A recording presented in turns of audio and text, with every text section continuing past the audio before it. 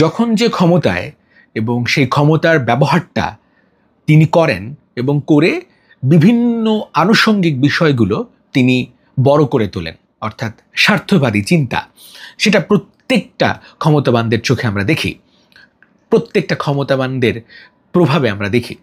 গ্রামীণ ব্যাংকের কথা বলি কিংবা গ্রামীণের যে অঙ্গ প্রতিষ্ঠান, প্রত্যেকটি অঙ্গ প্রতিষ্ঠান এখন ফুলে ফেপে বটগাছ থেকে এভারেস্ট সমান, এভারেস্ট থেকে আকাশ সমান হয়ে যাচ্ছে। করমুক্তি, ভার্সিটি এবং কি যেন একটা মোবাইল ওয়ালেট চালু করছে তারা।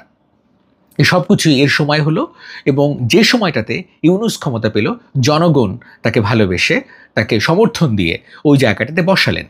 তিনি কোনোদিন চিন্তাও করেন নাই তিনি ওইখানে বসবেন, এনজিও গভর্নমেন্ট চালাবেন কিংবা তার মতো করে তিনি সরকার গঠন করবেন। এখন তো তিনি সরকারের প্রধান, প্রধানমন্ত্রী তিনি, রাষ্ট্রপতি তিনি এবং বাংলাদেশের প্রধান তিনি।